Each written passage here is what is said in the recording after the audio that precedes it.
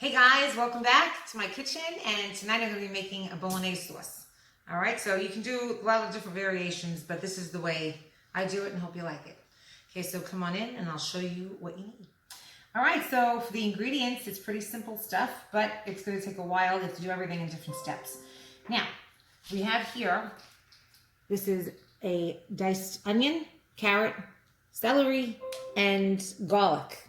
I have a little bit of diced pancetta over here. Now, this is what they call Italian sofrito. Okay, Mexican has it, or Spanish has it a different way. This is the Italian stuff. You can make this in big bunches and use it for other things. But that's what we're going to start with, okay? So this is basically going to be cooking in olive oil, and you add the stuff to it. Now, what you want to have also is a pound of ground pork, pound of ground beef. I have some tomato paste, of course, olive oil. I have a can of San Marzanos. I found these ones. They're actually already chopped, so you don't have to crush them, or you can crush them by hand or whatever. Some heavy cream, about a cup of heavy cream. I have some Chardonnay, which you want to throw a little drier white wine in there, and salt and pepper. All right, so this is all the ingredients that you need. So what we're going to do is we're going to go over the stove. We're going to take over our vegetables and pancetta and olive oil and get it started. All right, so I have a hot pan here. You're going to start off with a hot pan. Put it on like medium heat, all right? And you're going to put your olive oil in here. Give it a nice amount of olive oil because you want your vegetables to kind of cook in that, all right? I'll put that down over there.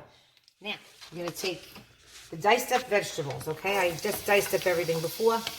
You can actually put these in like a food processor if you want them almost like not really, you know, in pieces, if you want to make it just for the flavor. But this is just easier, and it'll actually taste a little nice, so you get a little more of that flavor. Now, you're going to let this cook in here. You want these to get softened, and make sure everything's really tiny, all right? Now to this, I'm also going to add the pancetta. Like I said, for some reason, they call this the Holy Trinity. The three things, like the carrot, celery, and onion with the olive oil, and then pancetta is going to make it your base for like stews and all kinds of nice things, all right? Now, we're going to let this cook for a good, I don't know, maybe 10 minutes or so. You want to let this really get softened, okay? So we're going to let that cook a little bit. I'll come back and I'll show you what to do next. All right, so I have this sofrito going here good.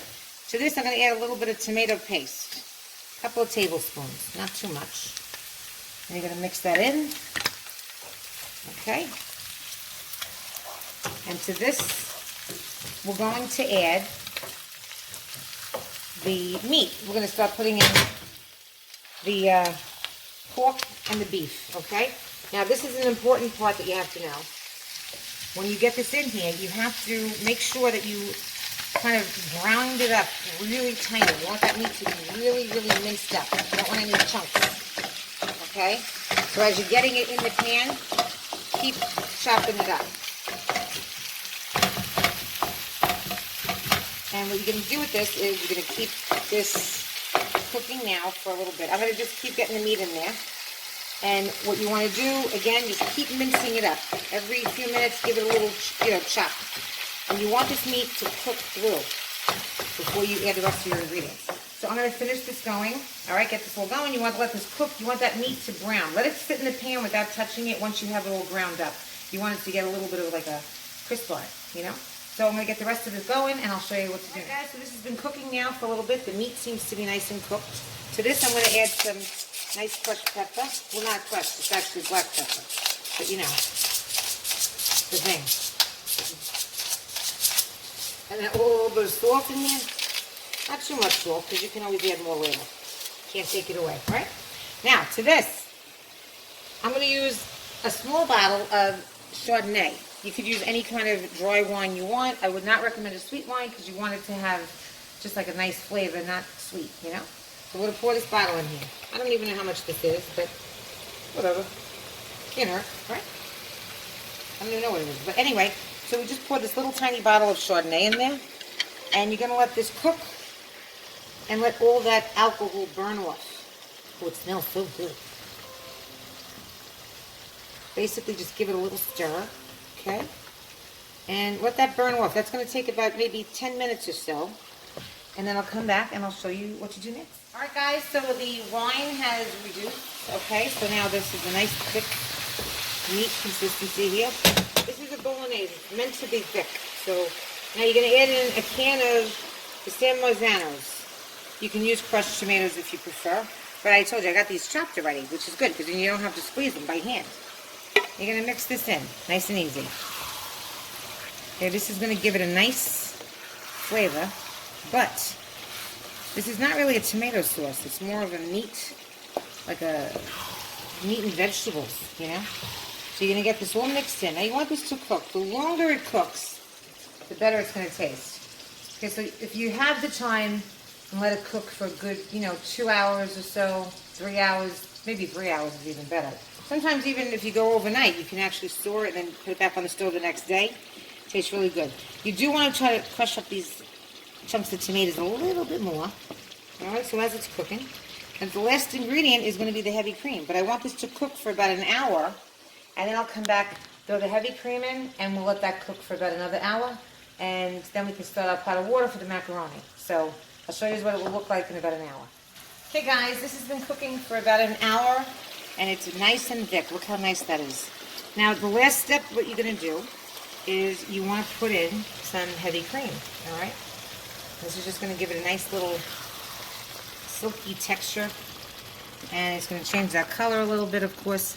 Now this has to cook probably a good another hour, hour and a half. And then it should be completely done. Now, I'm going to make this. Now normally, you can make this with any kind of like a hearty macaroni, alright? You want to stir this up good, by the way, when you get the milk in here, the cream. Alright? Now, what you want to do is let this cook now, like I said, for about another hour, hour and a half. Let it simmer. You want to lower your heat to like a medium, okay? And you're going to let that simmer now. Just give it a good stir, maybe like 15 minutes. I'm actually going to make some fusil tonight because it's nice and thick. You can use fettuccine, you can use the, what's that, tagliatelle. You could use, pappardelle, whatever those nice, any kind of macaroni that would really stick to it. You could even use like rigatoni or ziti, something where like it goes inside the macaroni. That always tastes good. So anyway, we're going to let this cook. I'm going to make my macaroni, and when it's all ready, I'll show you what it looks like when it's all complete. Alright guys, so the bolognese has been cooking for about 2 hours now. I have a pot of water up to make my fusil. Now, I want to show you something though. As this cooks, what happens is it gets very thick. See, look, you can actually see the bottom of the pan. You don't want that to burn. Now, if it becomes too thick and you want to loosen it up a little bit, all you do is take a little bit of the water from the macaroni, all right? Just a little bit, maybe a half a ladle full, and you throw it in to there, okay? And that's about it. So now I'm going to finish this up, let this simmer a little bit more, and when the macaroni's cooked, I'll strain it. We'll bring it over to the counter and we'll give it a taste. All right, guys, so I plated it up. I made some fusil, and this is the sauce over here. I have a bunch more in the pan, but I figured I'll just make it simpler and just show you what it looks like on a plate. Now, to this, I grated some Parmigiano Reggiano. So we're going to definitely throw some of that on there. Nice fresh cheese and some fresh parsley. Okay, you just want to get that on there for a little color and some... Now look how nice that looks. Right? Got a little wine over here. So let's taste it and see how it tastes. Like I said, you can use different kinds of macaronis, all right? But the fusil I love. It's my favorite macaroni. You could use anything thick like that where it's going to stick to it. But it's hot and it's delicious. Good stuff. Wow. That's good. Wow, I haven't had that in a long time. All right. Well, I hope you enjoyed it. I hope you like this recipe. And if you do, click the like button and subscribe to my channel. And salud.